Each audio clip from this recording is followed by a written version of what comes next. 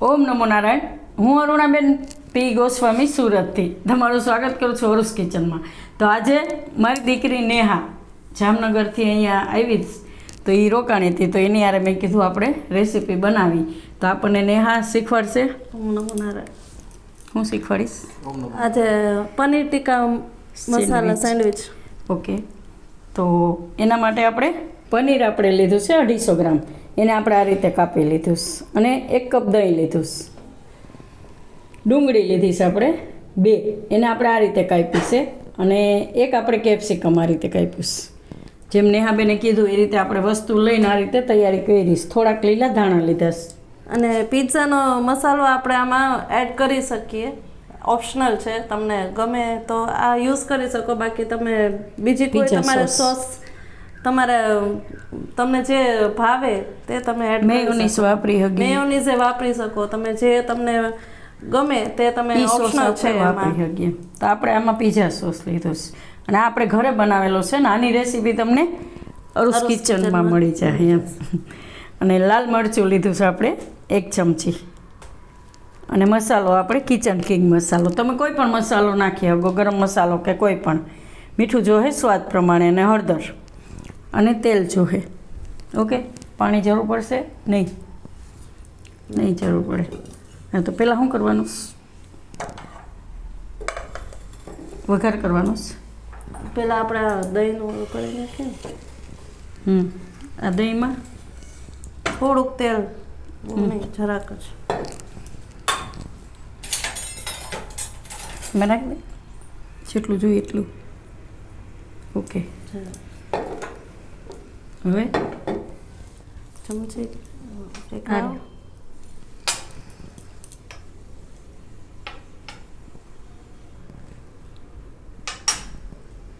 એટલું તો જોવે જ લાલ મરચું, કેમ કે આપણે આમાં પછી નહીં નાખીએ. હા,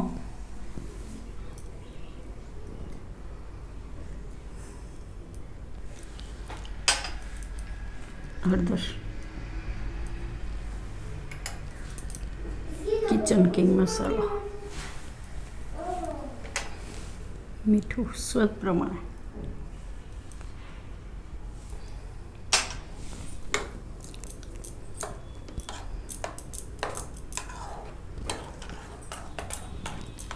દહીં કેવું લેવાનું?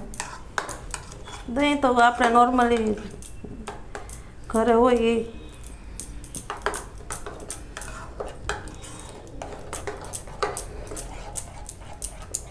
ઘોરેલું ન હોય તો એ હાલે, નોર્મલ દહીં જોઈએ. કેમ કે આપણે મસાલા એડ કરીએ એટલે અમે એને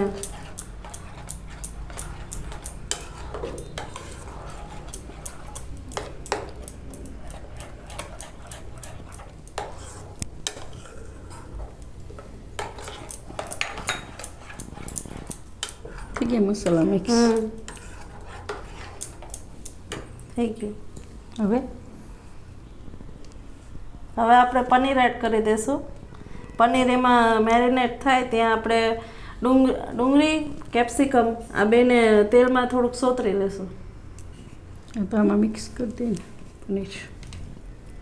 થોડુંક કેમેરાની સામે પહેલી વાર બનાવ્યું હોય ને એટલે થોડુંક શું કે ઓલું થાય, કોન્ફિડન્સ ન આવે બોલવામાં ને એમ, એવું હોય. બીજું કંઈ ન હોય. થોથરાઈ જાય માણસ પહેલી વાર કેમેરા સામે આવે ને એટલે. આ બધું મિક્સ કરી દેવાનું ને. પનીર હારું સુધાર્યું ને? કોને સુધાર્યું? અમારા કોને સુધાર્યું? અમારા મોટા ભાઈએ જે કેમેરો પકડીને ઊભા છે. પોતાને ક્રેડિટ તો જોઈએ જ. હા, હવે એને ક્રેડિટ તો લેવી જ પડે કે મેં બનાવ્યું એમ, સુધાર્યું. હાલો, એને હવે સાઈડમાં રાખી દઉં. હવે વઘાર કરી લઉં. ગેસ ચાલુ કરી દઉં. હવે આમાં તેલ. ઓકે, 2 થી 3 ચમચી જ ને. તો થોડુંક આને ગરમ થવા દે હું તેલને. તેલ આપણું ગરમ થઈ ગયું છે. એમાં હવે આપણે ડુંગળી નાખી દઈશું.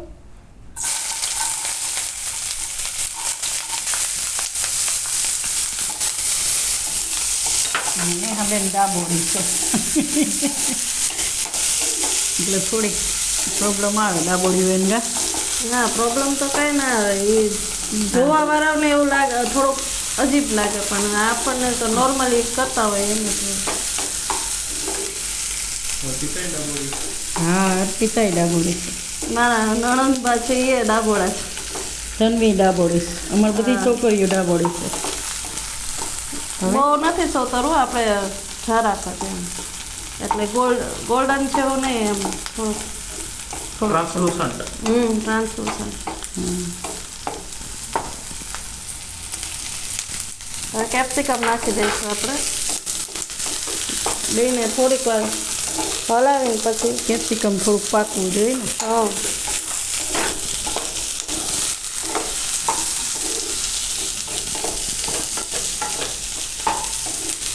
મીઠું આપણે ઓમાં નાખ્યું હતું એટલે આમાં થોડુંક જ નાખવાનું. થોડુંક જ નાખશું આપણે જરાક ચપટી જેટલું.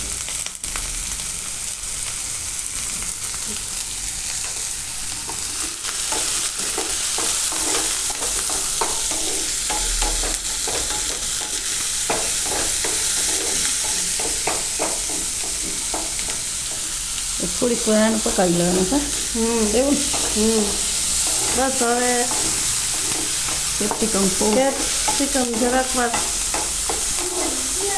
પાકી જાય.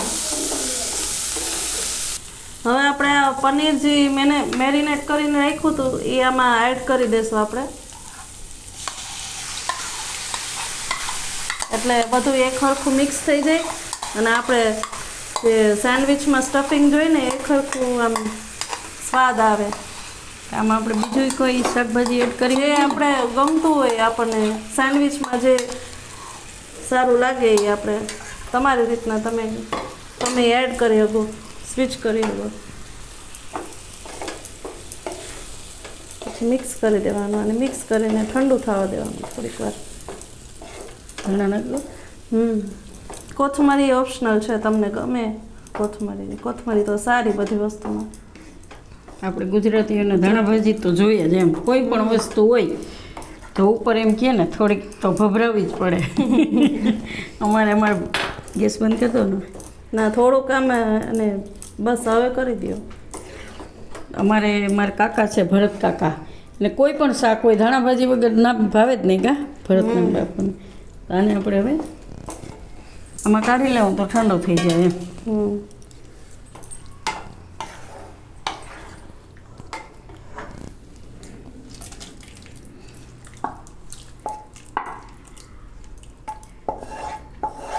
દહીં આ પનીર નાખીને જાજી વાર નહીં રાખવાનું હોય ને નહીં તો પાણી થઈ જાય દહીંનું એટલે થોડીક વાર જ રાખવાનું એને મિક્સ થઈ જાય એટલે ગેસ સીધું ગેસ બંધ કરી દેવાનું નહીં તો દહીંનું પછી પાણી થઈ જાય. હવે આને થોડુંક ઠંડુ થવા દેવું. ઠંડુ થઈ ગયું. હવે આપણે બ્રેડની સ્લાઇસ એક લેશું પછી એમાં સોસ જે આપણે લીધું છે પિઝાનું એ સોસ આમાં લગાવશું અને આજે આપણે હાલો આપણે કરવાનું હાલો બોલવાનું કે થોડું એટલે છોકરાઓ ને તીખું બહુ ન લાગે એમ સ્પ્રેડ કરી.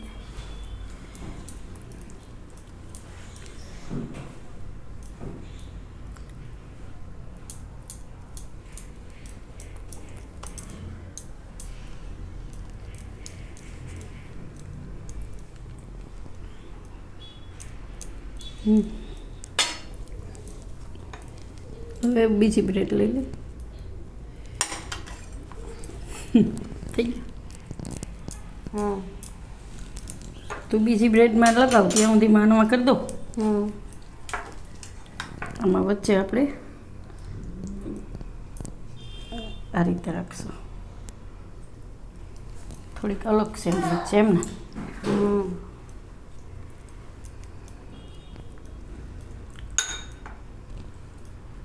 આ થોડુંક મીઠું હોય છે એમાં કેચઅપ નાખેલો હોય ને આપણે પીઝા સોસ બનાવ્યો હોય તો તમે તમારી રીતે એડજસ્ટ કરી શકો. કોઈ પણ વસ્તુ તમે રાખી શકો જેમ સેન્ડવિચમાં આપણે રાખીએ ને કા મેયોનીઝ રાખી શકો, ચીઝ નાખી શકો.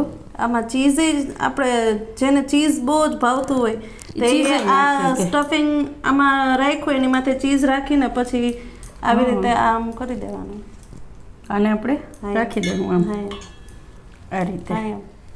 આમાં વચ્ચે ચીઝે રાખીએ, ઓપ્શનલ છે. પછી તો હવે આપણે શેકી લેશું શેકવી ને પેનમાં. ગેસ આપણે ચાલુ કરશું. તવી ઉપર આપણે એને શેકી લેવું થોડુંક તેલ મૂકીને.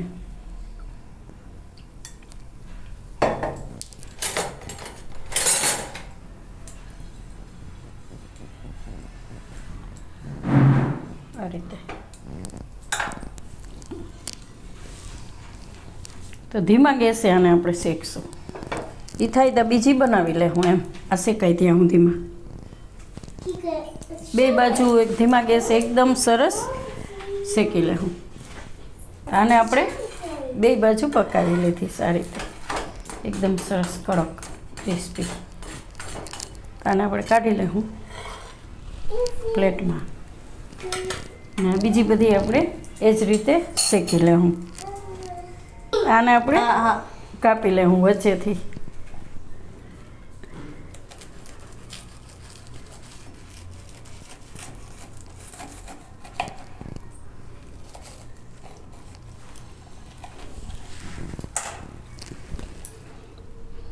થઈ ગયું ને સરસ. આને પ્લેટમાં સર્વ કરશું.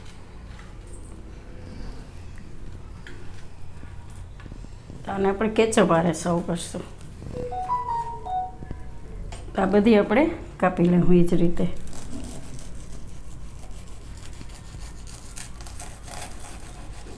ધીમા ગેસે શેકી હોય ને એટલે એકદમ સરસ એ કડક જ રહે. આ રીતની એકદમ ધીમો ગેસ રાખીને જ એને કરવાની એમ શેકવાની. આમાં આપણે નોર્મલ બ્રેડ લીધું છે, આપણે બ્રાઉન બ્રેડ યુઝ કરી શકીએ. પછી વડાપાઉં વાળું પાઉં હોય એ આપણે સેન્ડવિચની જેમ તમે ગમે તે બ્રેડ યુઝ કરી શકો. તમારે ઇનોવેટિવ તમારી ઉપર છે એમ. થઈ ગઈ. અને કાપી નાખો. એમાંથી અડધી મૂકી દો અને અડધી વિરાજને આપી દો. ઓકે. એ જોઈશે ત્યારનો એમ કે સેન્ડવિચ સેન્ડવિચ.